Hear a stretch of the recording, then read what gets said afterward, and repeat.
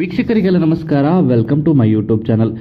ಕನ್ನಡ ಚಿತ್ರರಂಗದಲ್ಲೇ ಗಣಪ ಮೂವಿ ಮೂಲಕ ತುಂಬಾನೇ ಜನಪ್ರಿಯತೆನ ಪಡೆದಂತ ನಟ ಸಂತೋಷ್ ಬಾಲರಾಜ್ ಅವರು ನಿಧನರಾಗಿರೋದು ತುಂಬಾನೇ ಬೇಸರದ ಸಂಗತಿ. ನಿರ್ಮಾಪಕ ಆನೇಕಲ್ ಬಾಲರಾಜ್ ಅವರ ಪುತ್ರ ಸಂತೋಷ್ ಬಾಲರಾಜ್. ಸಂತೋಷ್ ಅವರು ಕೆಂಪ ಚಿತ್ರದಲ್ಲಿ ನಾಯಕನಾಗಿ ತಮ್ಮ ವೃತ್ತಿ ಜೀವನವನ್ನು ಪ್ರಾರಂಭಿಸಿದರು. ಇನ್ನು 2015ರ ಆಕ್ಷನ್ ಥ್ರಿಲ್ಲರ್ ಗಣಪ ಅವರ ಮೂವಿ ಜನಪ್ರಿಯತೆನ ಪಡೆದಂತ ಮೂವಿ ಅಂತಾನೆ ಹೇಳ್ಬೋದು. ಇನ್ನು ಆಗಸ್ಟ್ 5, 2025ರಂದು ನಟ ಸಂತೋಷ್ ಬಾಲರಾಜ್ ಅವರು ನಿಧನ ಆಗ್ತಾರೆ. ಇನ್ನು 2009ರಿಂದ 2025ರವರೆಗೂ ಕನ್ನಡ ಚಿತ್ರರಂಗದಲ್ಲೇ ಸಕ್ರಿಯವಾಗಿದ್ದಂತ ನಟ ಸಂತೋಷ್ ಬಾಲರಾಜ್. ನಿಜಕ್ಕೂ ಅವರನ್ನ ಕಳೆದುಕೊಂಡಿರುವಂಥದ್ದು ಕನ್ನಡ ಚಿತ್ರರಂಗದಲ್ಲೇ ತುಂಬಾನೇ ಬೇಸರದ ಸಂಗತಿ.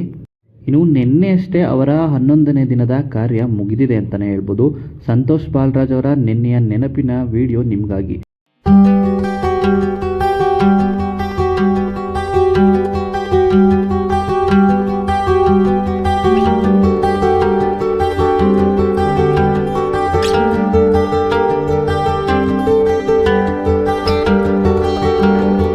ಹಾಗೆಯೇ ಸಂತೋಷ್ ಬಾಲರಾಜ್ ಅವರ ಬಗ್ಗೆ ನಿಮ್ಮ ಅನಿಸಿಕೆಯನ್ನು ಕಮೆಂಟ್ ಮೂಲಕ ಕಮೆಂಟ್ ಮಾಡಿ ತಿಳಿಸಿ.